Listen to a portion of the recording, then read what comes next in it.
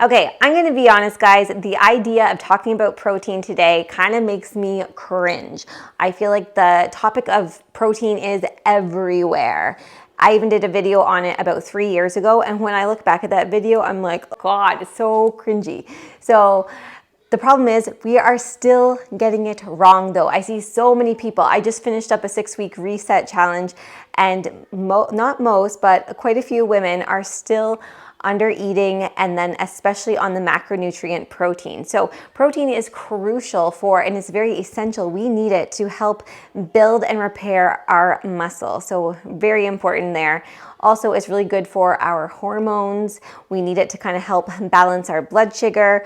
We need it to help make us feel satiated. So it really helps with our metabolism and our fat loss journey if that is your goal. So no matter what your goal is, we need protein. It's like basing each meal off of protein, making sure that you're getting it in. Maybe look at it and break it down. Maybe try and aim for 20, 30 grams at each meal, whether it is a protein shake, eggs, or some sort of lean meat, or beef, or salmon, or fish.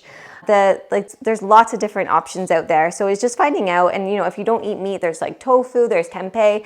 There are different sources of protein in. They even have the chickpea pasta now, which is nice. You can make that up, and that's a good source of protein as well. So making sure that we're getting some at each meal is going to be very beneficial. So when I talk about it's good for our metabolism, there is such a thing called the thermic effect. And I feel like this is something maybe we don't talk about much, but maybe you do know about it, but we'll just touch on it really briefly. So this is a big part of why protein is really good for fat loss, is making sure that we get it in, because protein takes more energy. It's harder for our bodies to break down and use that protein. So here's a quick little chart here showing how much energy and the percentages of what we have: protein, carbs, and fat. So our body typically is burning a heck of a lot more when it comes to protein. It just takes our body longer to break it down.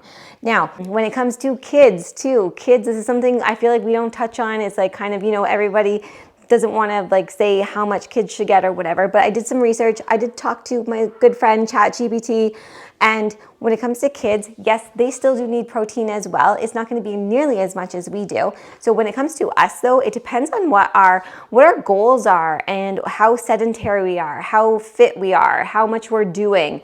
It really depends. So it can vary for everyone. But when it comes to kids, so ChatGPT told me that toddlers, the ages of 1 to 3, it's good to have 13 grams per day, roughly around there. Kids 4 to 8, 19 grams a day. And older kids 9 to 13 is about 34 grams a day. So I was actually really surprised in that number, because to me, because I eat so much protein, that's a pretty low number.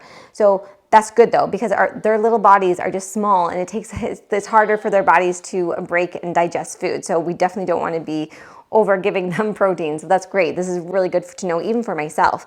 Now, when it comes to our twins, they are definitely eating solids now. They love their protein. I don't give them very much, but I just keep it really simple. I'll shred up some chicken for them. They love eggs. They eat lots of eggs.